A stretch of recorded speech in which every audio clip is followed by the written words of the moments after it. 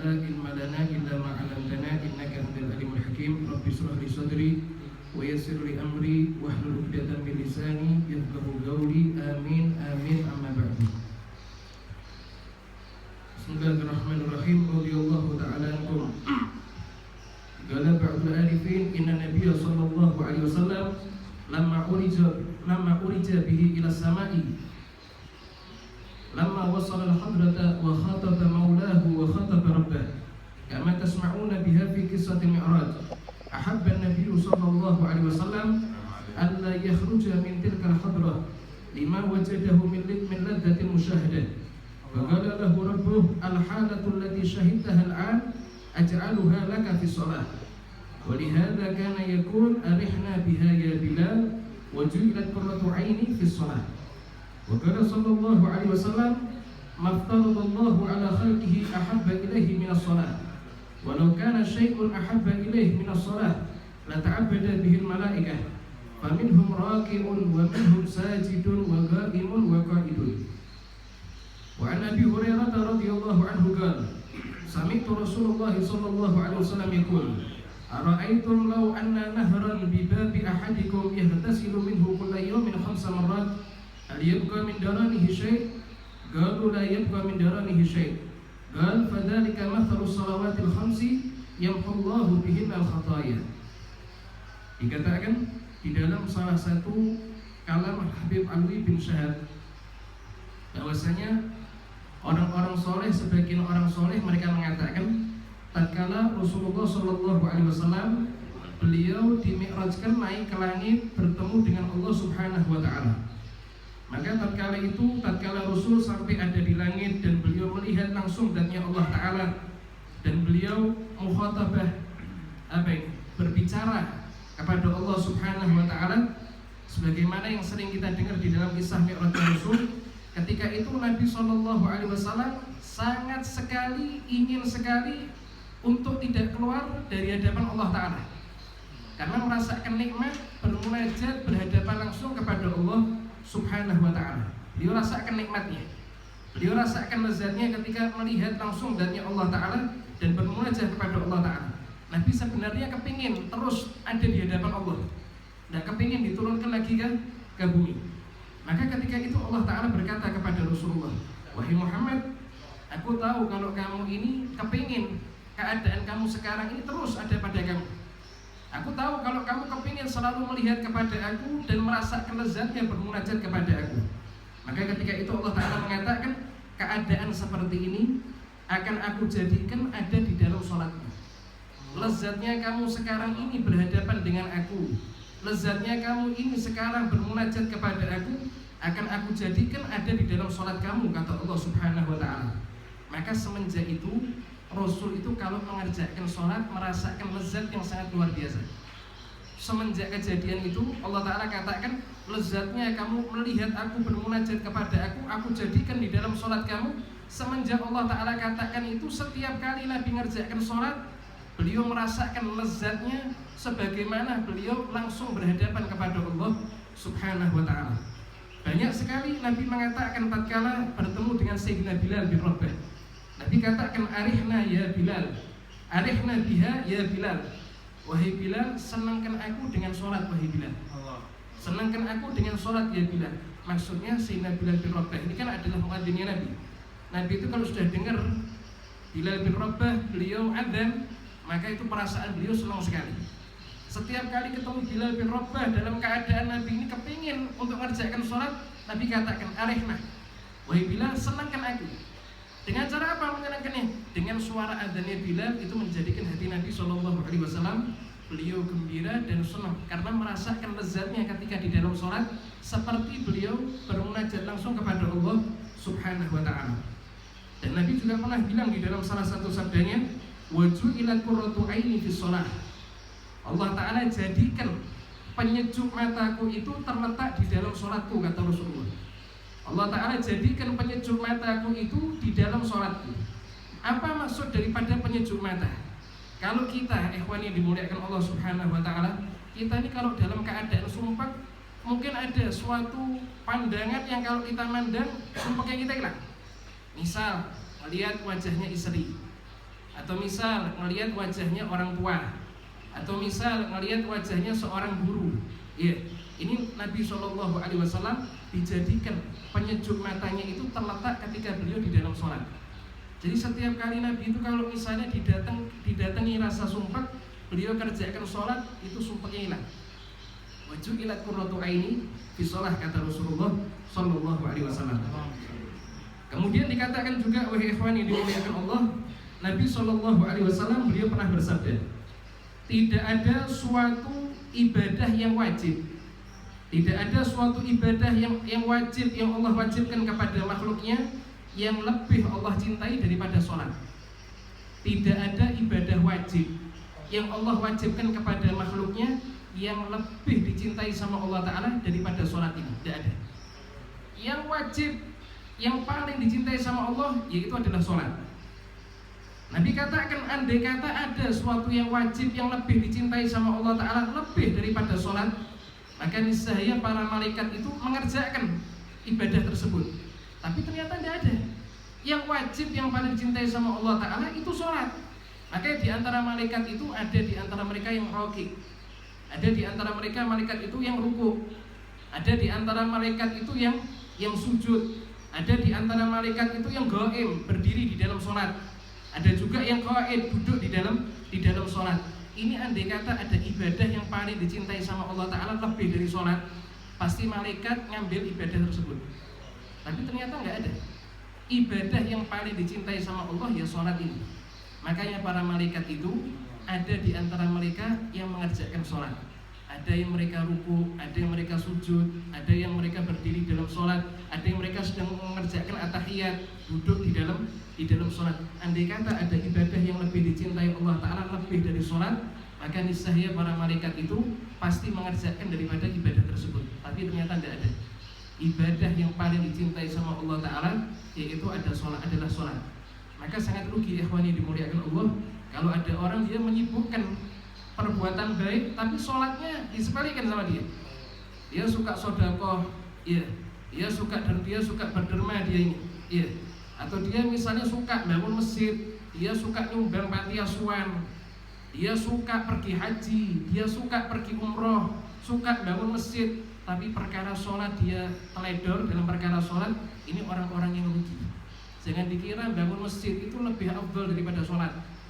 Jangan dikira sedekah 1 triliun itu lebih mulia daripada mengerjakan sholat. Sholat 1 rakaat jauh lebih mulia. Andai kata ada ibadah yang lebih dicintai sama Allah Ta'ala lebih dari sholat, maka para malaikat itu pasti mengerjakan ibadah tersebut. Ternyata tidak ada. Ya, imam kalau misalnya suka berbuat baik tapi ternyata sholatnya teledor.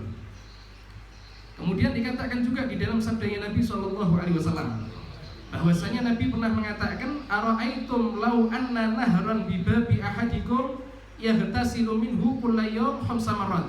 Nabi mengatakan, bagaimana kalau misalnya di depan rumah kalian itu terdapat sungai? Bagaimana kalau misalnya di depan rumah kalian itu terdapat sungai yang mana sungainya bersih, ya, bersih daripada kotoran, dan salah satu di antara kalian setiap hari 5 kali bersihkan badan di sungai tersebut. Nabi katakan, bagaimana kalau misalnya di depan rumah kalian itu ada sungai yang bersih dan setiap hari 5 kali kalian bersihkan badan ada di dalam sungai tersebut. Nabi tanya, apakah kira-kira kalau 5 kali kalian bersihkan badan di sungai tersebut, apakah di hari tersebut ada tersisa kotoran yang melekat pada tubuh kalian? Kira-kira ada enggak ini? Ini mandian 5 kali, kita mandi 2 kali. Ini kalau mandian 5 kali, kira-kira ada enggak kotoran yang melekat pada tubuh kita? Tidak ada. Maka ketika itu para sahabat mengatakan, ya Rasulullah, kalau 5 kali kami mandi di dalam sungai tersebut, tidak mungkin ada kotoran melekat di dalam, tidak ada kotoran melekat pada tubuh kami ya Rasulullah. 5 kali kami mandi bersihkan badan.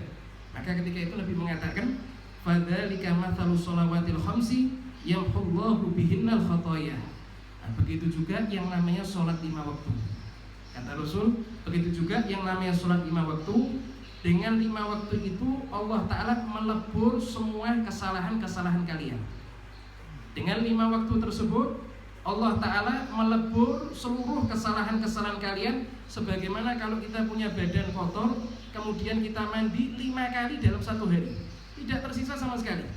Orang ketika dia sebelum mengerjakan sholat mungkin dia banyak dosa, dia banyak dosa melekat pada hatinya. Tapi ketika dia mengerjakan sholat 5 kali, tidak akan tersisa satupun daripada dosa yang melekat pada tubuhnya. Allah Ta'ala hapus. Ini termasuk salah satu fadilah daripada sholat. Ya. Orang kalau mengerjakan sholat, dia punya dosa-dosa diampuni semuanya sama Allah Subhanahu Wa Ta'ala. Tahukah kita bahwasanya Sayyidina Umar bin Khattab radhiyallahu anhu, kisah akhir hayatnya beliau itu tatkala beliau menjadi imam di dalam sholat. Ketika beliau menjadi khalifah, ini menjelang wafatnya Sayyidina Umar ini. Ketika itu beliau menjadi imam di sholat subuh di dalam masjid. Beliau jadi imam. Tatkala beliau sedang menjadi imam, ya, ta'anahu Abu Lu'lu'ah al-Majusi salah ta'anat fi thaniyati. Ketika beliau menjadi imam di dalam sholat subuh, datanglah seorang Majusi, seorang penyembah api yang bernama Abu Lu'lu'ah. Dia membawa 1 tombak gitu ya. Dia membawa 1 tombak, dan ketika Sayyidina Umar jadi imam, dari belakang tombaknya itu dilempar. Iya, di tombaknya itu dilempar, kena pada tubuhnya Sayyidina Umar. 3 tombak tertusuk ada di dalam tubuhnya Sayyidina Umar bin Khattab. Ini di dalam sholat beliau menjadi imam di masjid, beliau jadi imam. Ini sudah kejadian, maka wajar kalau zaman sekarang ada orang sholat dibom dan lain sebagainya. Zamannya Sayyidina Umar beliau sholat imam itu dilempar pakai tombak 3 kali. Itu kira-kira makmum yang di belakang apa tidak kaget gitu? Melihat kejadian seperti itu, makmum di belakang apa tidak kaget gitu? Lempar tombak 3 kali sama Abu Lu'lu'ah. Ketika itu fasaqata Umar radhiyallahu anhu. Setelah 3 tombak itu menancap pada tubuhnya Sayyidina Umar, ketika itu jatuh Sayyidina Umar. Beliau jatuh. Dan ketika jatuh itu Sayyidina Umar, ternyata para makmum tidak membatalkan sholat. Para makmum tidak membatalkan sholat. Wa shalla bin nas Abdurrahman bin Auf. Kebetulan di belakangnya Sayyidina Umar ini ada seorang sahabat yang bernama Abdurrahman bin Auf. Ketika tahu Sayyidina Umar jatuh tersungkur, ketika itu Sayyidina Abdurrahman bin Auf maju menggantikan posisi Sayyidina Umar bin Khattab untuk menjadi imam. Ini begitu juga kalau kita sholat berjamaah itu, cari yang di belakang imam itu orang yang alim, yang tahu permasalahan sholat. Jadi kiranya kalau imamnya itu batal sholatnya, atau misalnya imamnya itu tiba-tiba pingsan misalnya, saking grogi brodok pingsan misalnya, atau misalnya ajal ketika di dalam sholat, ini yang belakang bisa maju gantikan imam itu. Ketika itu Abdurrahman bin Auf maju gantikan Sayyidina Umar untuk menjadi imam. Maka setelah sholat selesai, wa humila Umaru ila baitih wa huwa lam yusalli subuh. Setelah sholat selesai, Sayyidina Umar ini digotong masuk ke dalam rumahnya, dan ketika itu beliau belum mengerjakan sholat subuh, belum selesai sholat subuhnya itu, jatuh pingsan itu. Setelah sampai di dalam rumahnya, ketika itu Sayyidina Umar dikasih tahu sama salah seorang sahabatnya, as-sholah ya Umar, apakah kamu tadi sudah selesai mengerjakan sholat? Ini kalau ucapan seperti ini mungkin kalau terjadi pada diri kita, tidak mungkin orang tanya. Kita sholat jatuh pingsan baru sadar tanya, tadi sholatnya belum selesai. Kalau sekarang mungkin tidak ada orang mengatakan gini, istirahat tuh sih, ya periksakan sih, ya tidak ada yang ingatkan kamu belum sholat loh tadi. Ini tertusuk 3 tombak baru sadar. Seorang sahabatnya bilang, wahai Umar, kamu tadi belum mengerjakan sholat. Ketika itu Sayyidina Umar bin Khattab beliau ingat ketika itu dan langsung beliau berusaha untuk bangkit. Seraya beliau mengatakan, la hadza fil Islam liman taraka sholah. Tidak ada bagian Islam di dalam diri seseorang kalau dia meninggalkan sholat. Tidak ada bagian Islam pada diri seseorang kalau dia meninggalkan sholat. Maksudnya Sayyidina Umar kalau meninggalkan sholat bukan orang Islam. Kalau meninggalkan sholat bukan orang Islam. Tidak ada bagian sedikit pun ya di dalam diri seorang agama Islam kalau dia meninggalkan sholat. Dan ketika itu Sayyidina Umar bin Khattab beliau mengerjakan sholat subuh wa huwa jalis, dalam keadaan beliau duduk, tidak mampu untuk berdiri. Wa jurhuhu yath'ubu dama, sedangkan itu luka-luka, lubang-lubang yang bekas tombak daripada Abu Lu'lu'ah tadi itu, ketika beliau kerjakan sholat itu darahnya muncul, dalam keadaan darahnya masih nyucur. Ini menjelaskan kepada kita dalam keadaan seperti apapun sholat itu wajib.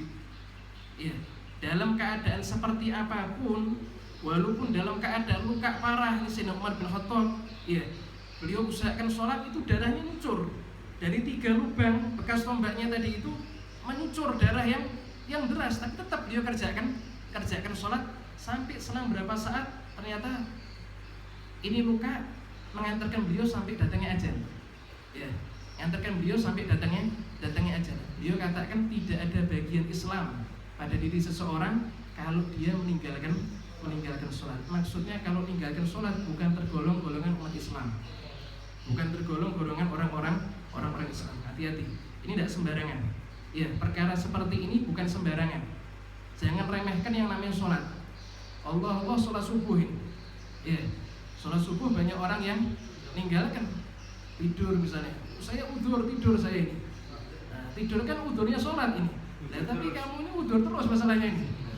Dari balik sampai sekarang, ya, sholat subuh awal waktu cuma 2 kali, lainnya tidur terus. Maksudnya kayak gini dikatakan udur ini.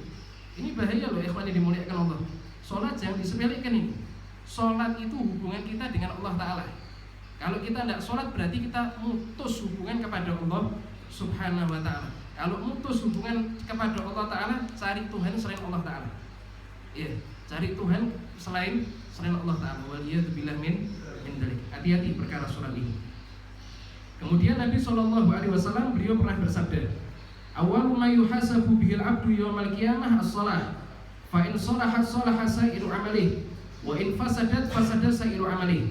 Nabi katakan bahwasanya amal ibadah yang pertama kali dihisab sama Allah Ta'ala di hari kiamat yaitu sholat. Awal ibadah, pertama kali ibadah yang dilihat sama Allah Ta'ala di hari kiamat yaitu sholat. Kalau misalnya ketika dihisab sama Allah Ta'ala sholatnya selama dia hidup sempurna, ya, sholatnya dia selama hidup dia sempurna, maka seluruh amal diterima sama Allah Ta'ala. Walaupun mungkin puasanya tidak sempurna, walaupun mungkin hajinya tidak sempurna, walaupun mungkin ibadah yang lain dia tidak sempurna, tapi karena sholatnya dilihat sama Allah Ta'ala awal pertama kali sempurna, sholat diterima dan seluruh amal ibadah walaupun kurang sempurna semuanya ikut diterima sama Allah Ta'ala. Tapi sebaliknya kata Rasulullah, kalau ternyata ketika awal sholat dilihat sama Allah Ta'ala didapatkan sholatnya rusak, didapatkan sholatnya hancur, didapatkan sholatnya itu bolong-bolong, maka seluruh amal ibadah ditolak sama Allah Ta'ala walaupun amal ibadah yang lain sempurna, ditolak sama Allah Ta'ala. Berarti kira-kira rugi tidak ini orang? Rugi tidak ini orang?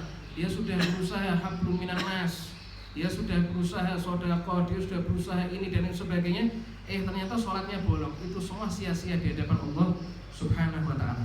Terutama sholat subuh ini. Hati-hati yang muda-muda ini, perhatikan sholat subuh ya. Jangan sampai mentang-mentang masih muda sholat subuh digabung sama sholat duha. Ya nek sholat duha juga ada dikerjakan nih. Sholat subuh aja ini. Hati-hati yang muda-muda dijaga ini. Tidak sembarangan, sholat bukan perkara sembarangan.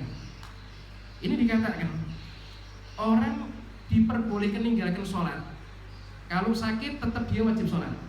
Ya, kalau sakit dia tetap wajib mengerjakan sholat. Safar tetap wajib mengerjakan sholat. Cuma satu perkara yang menjadikan dia sudah tidak wajib sholat. Cuma 2. Ya, cuma 2 dikatakan di sini. Imamati atau imadilah. Kalau 2 perkara ini sudah kita dapatkan, sholat selesai. Dalam arti keadaan yang diperbolehkan meninggalkan sholat cuma 2, imamati atau gila.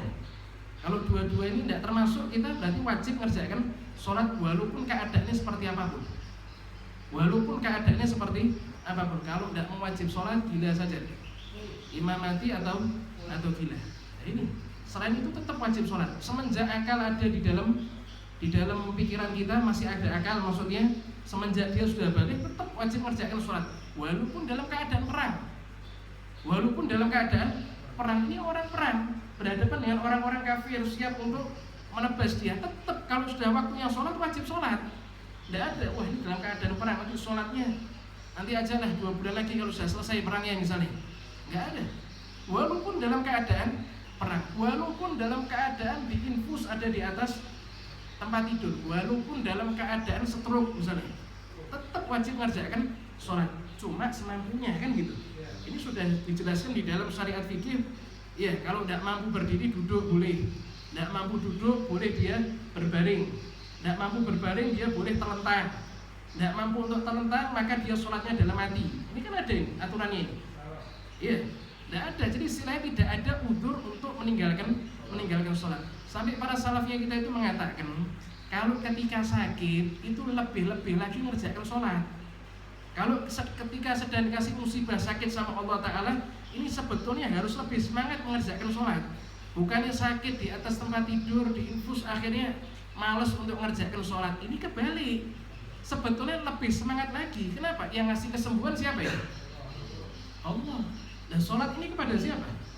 Kepada Allah. Ini sakit minta sembuh tapi dia tidak mau berhubungan dengan Allah Ta'ala, yaitu sholat. Dia mana mau sembuh orang seperti ini?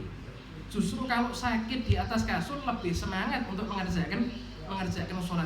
Wah, orang-orang dulu itu mengatakan kalau misalnya ada orang sakit di antara mereka dalam keadaan sakit parah di atas kasur, kemudian ada satu orang mengatakan kamu tidak usah sholat dulu karena kamu sakit parah sekarang ini. Itu orang-orang dulu kalau dikatakan seperti ini, dia mengatakan kamu keluar, kamu tidak usah di sini lagi, kamu keluar. Loh, kenapa kok kamu usir? Kamu ini setan. Nah, kamu ini adalah setan. Nah, kenapa kok saya setan? Nah, tugas kamu seperti setan kan, melarang orang untuk mengerjakan sholat. Iya. Kalau ada satu orang masuk rumah sakit misalnya, iya, sakit di rumah sakit, dokternya bilang ini tidak usah sholat sih, tidak apa-apa ini. Nah, ini setan berarti ini. Tidak ada. Keadaan seperti apapun tetap wajib untuk mengerjakan sholat. Kalau sakit, ya parah, sholat di jamaah boleh, jamak takdim, zuhur asar, maghrib isya ini boleh. Yang penting sholat.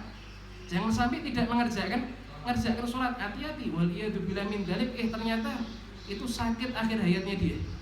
Dicabut nyawanya sama Allah Ta'ala dalam keadaan meninggalkan sholat. Ini tidak sembarangan loh. Ikhwan dimuliakan Allah. Sholat jangan dibuat sembarangan ini. Ini hati-hati. Ya, terutama yang muda-muda ini. Masalah sholat jangan disepelekan. Masalah sholat jangan sampai disepelekan. Ini perkara yang mengkhawatirkan masalah sholat ini. Kemudian dikatakan juga ada di sini, pernah suatu saat Nabi Allah Musa alaihissalam pernah suatu saat beliau didatangi oleh seorang wanita.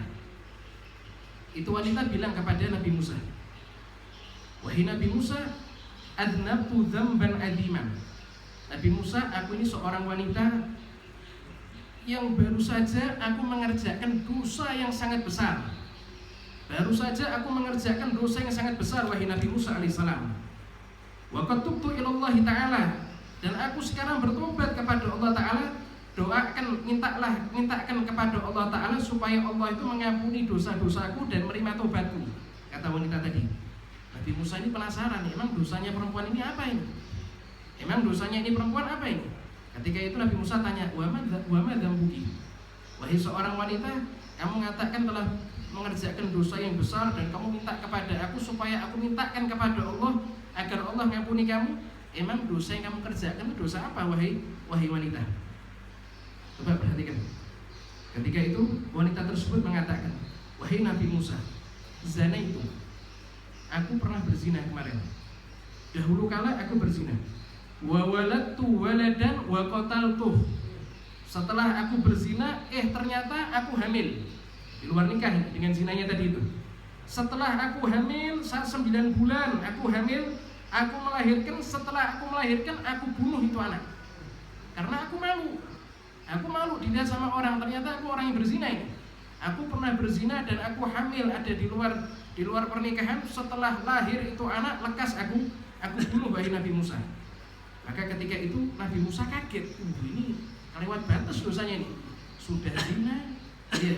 Kemudian lahir itu anak, dibunuh lagi. Ibu bunuh anak, ini apa tidak kejam ini? Ibu bunuh anak. Mungkin kalau orang biasa ya tidak terlalu kejam ini. Ini setelah dilahirkan ibunya sendiri dibunuh itu anak. Maka ketika itu Nabi Musa kaget dengan apa yang dikerjakan sama itu wanita. Spontan Nabi Musa itu mengatakan, ukhruji ya fajirah, keluar kamu wahai perempuan yang celaka, keluar kamu wahai perempuan yang zalim, la'alla tanzila naru minas sama fatuhrikuna bisyu'mik. Keluar kamu wahai wanita yang zalim, wanita yang keji, supaya Allah tidak turunkan api sekarang ini sehingga bisa membakar kita semua karena kesalahan yang kamu kerjakan ini. Kamu punya kesalahan, wuduh, luar biasa ini. Keluar kamu. Aku khawatir kalau Allah turunkan api sekarang ini sehingga aku terbakar karena sebab kesalahan yang kamu kerjakan. Maka ketika itu ini perempuan dia keluar, ya, munkasiratil qalb. Dia keluar pergi dari Nabi Musa alaihissalam dalam keadaan hatinya itu sedih. Dia khawatir itu, Allah, ternyata aku punya tobat tidak diterima sama Allah Ta'ala. Nabiku malah mengusir aku. Aduh, alangkah celaka aku ini. Ini perempuan dia keluar dalam keadaan sedih hatinya. Maka selang berapa saat malaikat Jibril alaihissalam turun mendatangi Nabi Musa alaihissalam. Ketika itu malaikat Jibril berkata kepada Nabi Musa, ya Musa, Ar-Rabbu Ta'ala yaqulu lak lima raddat taibata ya Musa. Wahai Musa, baru saja Allah Ta'ala itu mengasih pesan kepada aku untuk disampaikan kepada kamu. Allah berpesan, kenapa kok kamu menolak seorang wanita yang mau bertobat kepada Allah Ta'ala? Kenapa kamu menolak seorang wanita yang bertobat kepada Allah Ta'ala? Ketika itu ma wajadta syarrun minha. Ketika itu Nabi Musa alaihissalam, ya, ketika itu malaikat Jibril alaihissalam mengatakan, ketahuilah wahai Musa, itu sebenarnya itu wanita belum seberapa parah itu. Itu wanita mengerjakan perbuatan itu belum terlalu parah itu wanita itu. Maka ketika itu Nabi Musa kaget, wa man syarrun minha. Apa ada perbuatan yang lebih parah daripada yang telah dikerjakan sama wanita tersebut? Maka ketika itu malaikat Jibril berkata, ini ancaman untuk kita, man yatrukus shalah amidan muta'amidan. Yang lebih parah, yang lebih jelek daripada perbuatan perempuan tersebut, yaitu adalah seseorang yang meninggalkan sholat dalam keadaan sengaja. Itu jauh lebih buruk daripada dia berzina, kemudian dia hamil di luar nikah, setelah lahir dibunuh itu anak. Lebih kecil lagi orang yang meninggalkan sholat dalam keadaan sengaja, kata malaikat Jibril alaihissalam. Coba lihat ini. Ini apa hal yang remeh meninggalkan sholat itu? Apa meninggalkan sholat itu hal yang remeh? Meninggalkan sholat kalau sengaja itu lebih besar dosanya daripada berzina. Setelah zina hamil, setelah hamil lahir itu anak langsung dibunuh sama ibunya. Ini lebih masih di bawah dosanya meninggalkan sholat dalam keadaan sengaja. Oleh karena itu hati-hati perkara sholat. Hati-hati perkara sholat. Wa Rasul sallallahu alaihi wasallam itu di akhir hayatnya beliau, ya, yang paling beliau sering sebut yaitu kalimat sholat. Ketika Nabi itu menjelang wafatnya, itu sayang sekali Nabi mengatakan as-sholah ya ahlul bait. Ayo sudah sholat apa belum wahai keluargaku? Ayo sudah sholat apa belum wahai keluargaku? Itu sering diulang-ulang sama Nabi. Nabi tidak mengatakan ayo kalau Ramadan kerjakan puasa, tidak. Nabi tidak mengatakan jangan lupa zakat kalau sudah waktunya, tidak. Tapi yang sering diulang-ulang Nabi di akhir hayatnya itu adalah kalimat as-sholah ya ahlul bait. Sudah sholat atau belum wahai keluargaku? Ini menunjukkan kepada kita, bahkan di akhir hayatnya Nabi, kalimat sholat ini sering disebut, berarti sholat itu unggul sekali. Berarti sholat itu dipentingkan sekali. Sampai di akhir hayat Nabi yang sering diingatkan masalah sholat, bukan perkara yang lain. Sholat kata Rasul Shallallahu Alaihi Wasallam. Wah, ini ketika beberapa hari sebelum menjelang wafatnya Nabi juga itu, Nabi itu memaksakan diri untuk menjadi imam di dalam masjidnya. Ketika itu Nabi masuk ke dalam masjid, ya, ketika itu didapatkan para makmum, para sahabat itu sudah menunggu Nabi mengerjakan sholat. Ketika itu Nabi perintahkan Sayyidina Abu Bakar As-Siddiq untuk menjadi imam. Diperintahkan Sayyidina Abu Bakar As-Siddiq untuk menjadi imam karena Nabi sudah payah ketika itu. Sakit Nabi itu menjelang ajal ini. Ketika Sayyidina Abu Bakar menjadi imam, ya, ketika itu ketika menjadi imam, beliau sholat menjadi imam. Para sahabat ketika itu ternyata di pertengahan sholat Nabi keluar dari kamar, ikut sholat di belakangnya Sayyidina Abu Bakar As-Siddiq. Ketika Nabi keluar, Sayyidina Abu Bakar As-Siddiq rosok. Beliau terasa kalau Nabi ini datang dan mau ikut sholat ada di belakang Sayyidina Abu Bakar As-Siddiq. Ketika itu Sayyidina Abu Bakar mundur, mempersilahkan Nabi untuk maju jadi imam. Ini keadaan di dalam sholat ini. Ya, keadaan di dalam sholat. Adab kepada Rasul. Beliau tidak bisa menjadi imam, sedangkan orang yang termulia, makhluk yang termulia itu ada di belakang beliau menjadi makmum. Beliau mundur. Ketika beliau mundur, Nabi kasih isyarat maju, wahai Abu Bakar. Tetap Abu Bakar di belakang, tidak berani maju. Sampai akhirnya, ya beberapa kali diperintahkan sama Nabi, baru akhirnya Abu Bakar Siddiq beliau maju